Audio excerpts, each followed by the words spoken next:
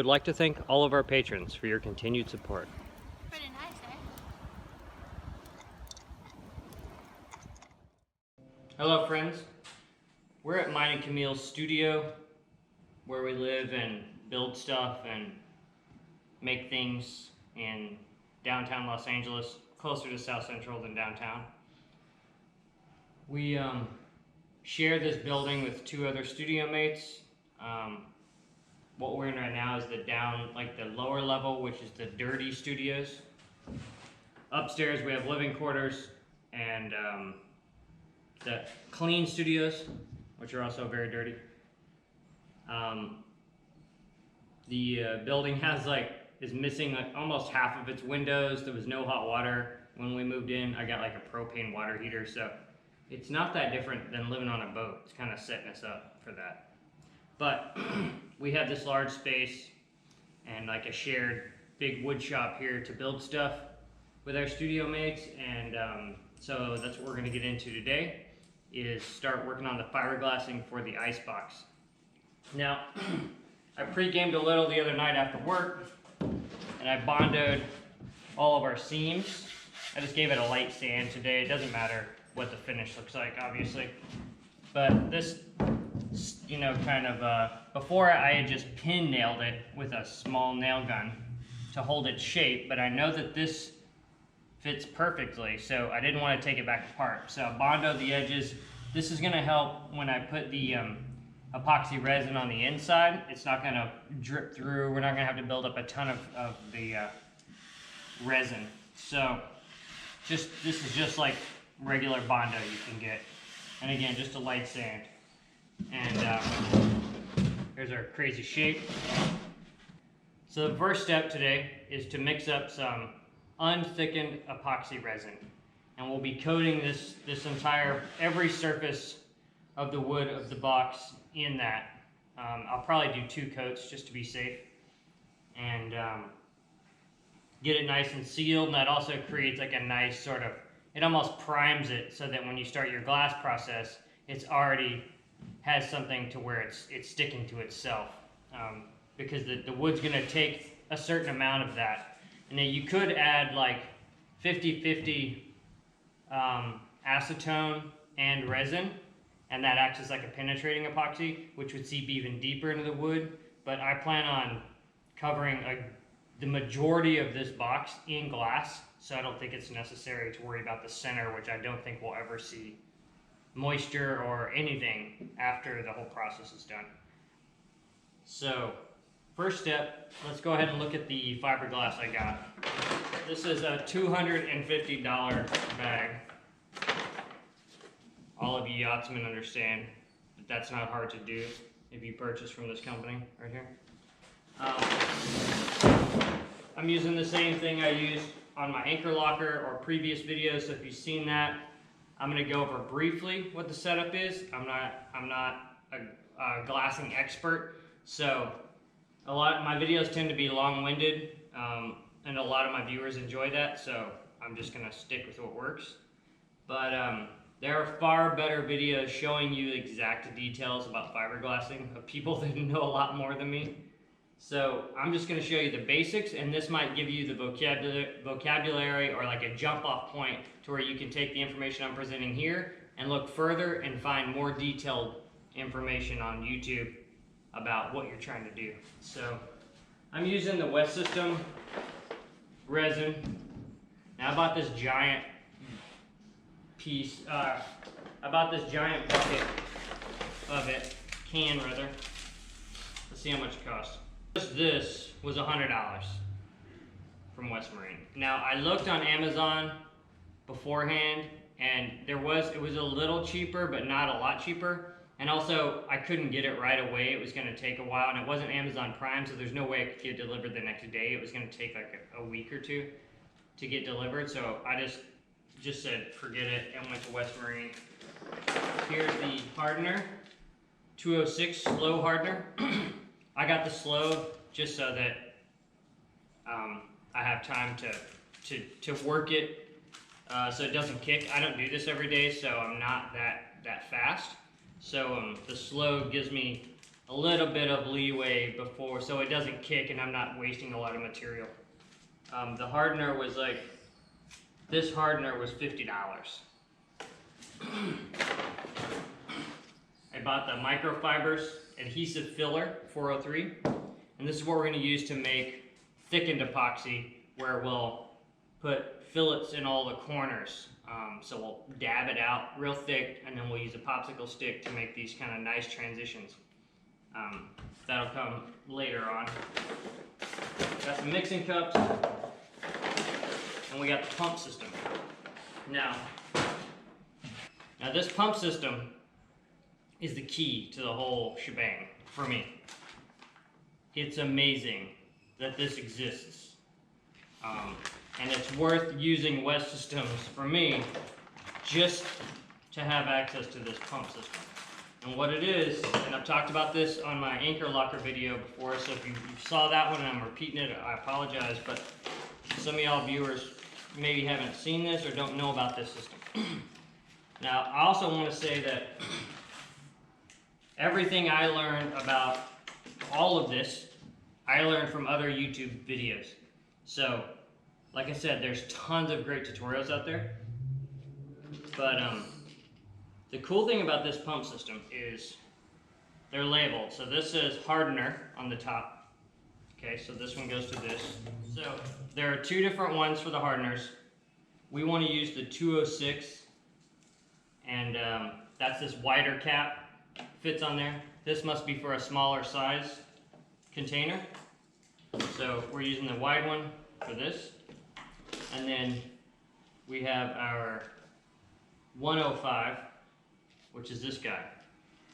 Now what this does is it pre-mixes the exact amounts for you. So they've calculated volumes inside these pumps so that a single pump from each one produces the correct amount mixture. If you were mixing these without the pump system, you would need 5 parts resin to 1 part hardener. And what these pumps do is work out that whole equation for you. So one pump with this gives you 5 to 1, which is amazing. So all you do is 1 pump per each, and that's a mixture that is the correct amount of each to make your resin kick. Obviously, if you're doing, you want to do quite a bit, then you would do 3 pumps of this and 3 pumps of this. As long as you do the same number of pumps, you're going to get the correct mixture of your resin. So this is incredible.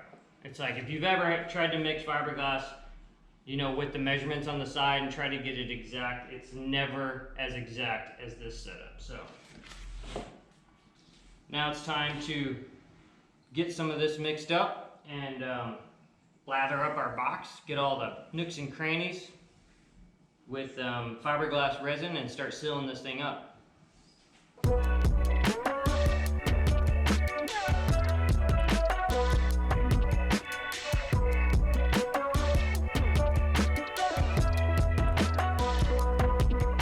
Now we got all the sides covered in epoxy resin. Let it kick off, and then we'll come back to it once it's nice and set up, and put in some fillets in the tight kind of corners on the inside, and then get to glassing.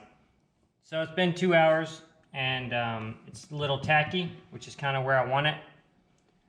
Now we're gonna go ahead and do all our fillets. You can use a popsicle stick, which is really good. I didn't have any. You'll need like the larger popsicle sticks. So I just took a putty knife and I cut it into the shape I want. We're gonna mix the thickened epoxy and then just smooth it into the corners to make nice transitions. And this back one, I'm gonna have to angle it because it's a strange angle, and I don't want to have too much material down there. But that's what we're gonna do right now to get all this. Now, West System has a cool video on their site that shows you the different thicknesses and the different sort of fillers you can use. We're gonna thicken this to the consistency, what they say is the consistency of peanut butter, because I want it really thick, so it's almost like a putty. And you're supposed to do this just by eye, so we'll just add a little bit at a time. It's like mixing anything. It's like for drywall or something like that, or you just add a little bit, stir it up, see what the consistency is, and then add more. Usually with this stuff too, it's like less is more is the better angle, because do it in small amounts. You can get yourself in trouble. You get it too thick and then you got to add more resin, and then you end up wasting material.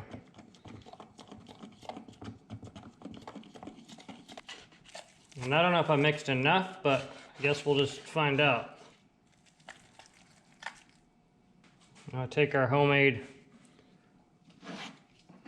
little popsicle stick.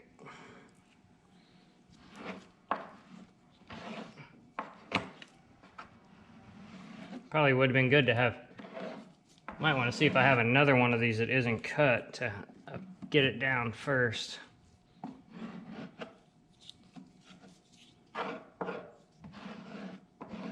Yeah, let's see if we have a regular one first.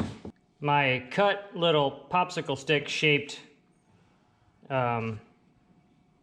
putty knife wasn't easy to get the stuff initially applied, so I'm just applying it with this, actually with a wooden shim, but it's actually kind of doing both jobs, so I might not even use my little custom thing.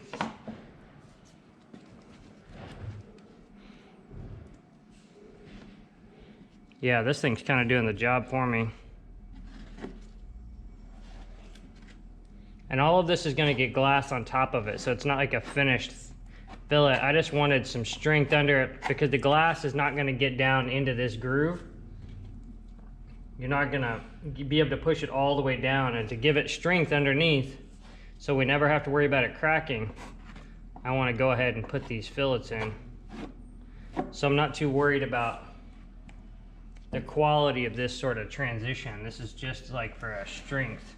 You know, if it was like a finished surface on your deck or someplace that you're going to see it, then you would want it to be, you know, as smooth and nice as possible. But this is going to disappear underneath all of our glass. And I think 4 inches, maybe even 1 inch. Or you can buy giant sheets that are, you know, cover a large area. But when you cut this stuff, it starts to unravel. So if you can buy it closer to the size you're going to need it, then you're better off. And what I want to do right now is cut a bunch of lengths that are, I can easily have a stack of them to grab and start putting down. So I'm going to cut a bunch that are like this length.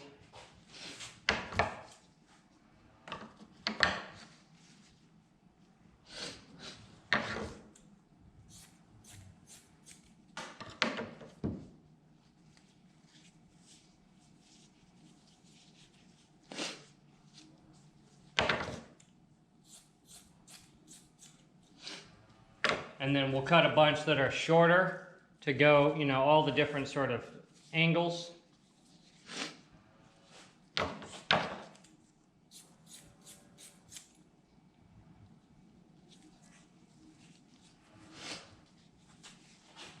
We're going to glass the whole inside, every inch of it, with a couple of layers.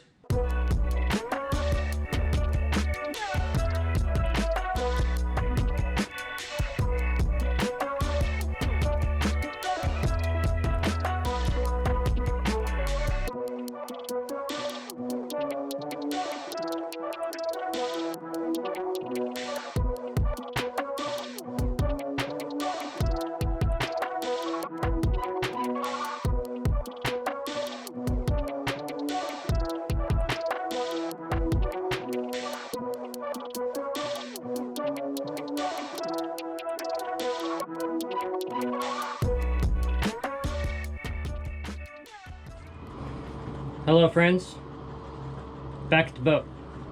Now it's time to test fit our glassed out enclosure. I'm still going to do another layer of glass with peel ply. We're actually going to be doing white tinted resin so that we don't have to paint the inside. It'll just be the raw fiberglass that's tinted white, so it looks nice and you can keep it clean easy. But without having to paint it, we don't have to worry about finding some food grade paint. You know, using another type of paint will off gas around the food. And the majority of fiberglass resin, once it's all cured, is food safe. So that's the kind of best solution for us. So right now I want to fit this box into its place, and I made the top last night. It's half made, so this is kind of like our foam will sit. You know, this is like the thickness of the foam. That's the thickness of the foam. This is going to be our where we'll reach in to get our vittles. So I just want to make sure that this works in the space that we have, because I redesigned how the lid opens after I made this template. And I might have to remake this whole thing, moving everything a little bit one way or the other. But that's why we're here today. And once we're confirmed that this works or how we need to modify it, then we'll go home. I'll finish reinforcing this, glass this thing out, and then glass that, and then glass them together. And so there'll be one unit that just pops into place, and then the foam all goes around it. So today we're gonna test fit this, make sure this fits, set the lid on top, see how we like it, and go from there.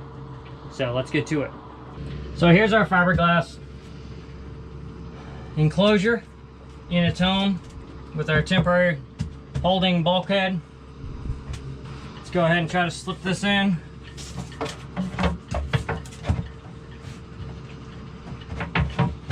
All right, so that's good, seems to work. Now the trick is, which I definitely think we're gonna, I can already tell that I'm gonna have to make this different, and I'll show you why. I made my, originally we talked about having the lid open, like hinge up. And then we decided to do it kind of the more traditional way, to where I've been modifying this old fridge door I bought at Minnie's Yacht Salvage. So it's gonna open this way or this way. And then you can also just take them both off to provision. So, but I made that decision after I'd already left the boat and made this template with the other idea in mind. So I'm gonna have to move everything, this sort of opening in the enclosure this way quite a bit to compensate for this. I'll show you.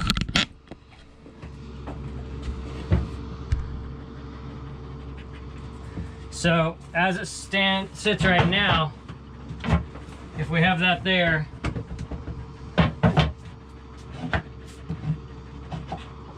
oh, maybe not. Yeah, it's gonna hit.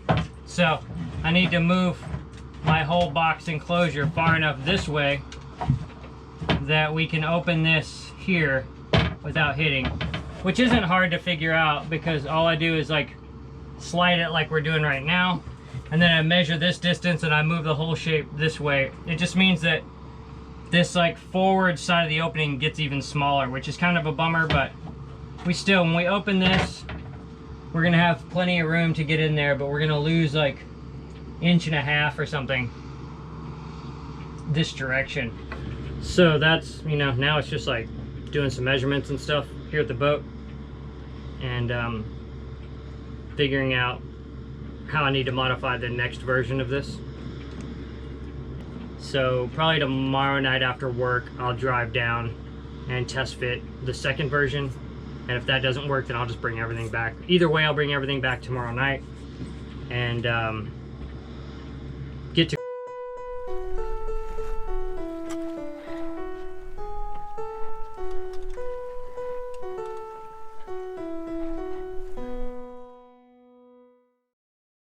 What we're going to be doing first today is mixing up some unthickened epoxy resin. So it's just like so what we're going to be doing first today is mixing up unthickened epoxy resin. So the first step today is to mix up some unthickened epoxy resin.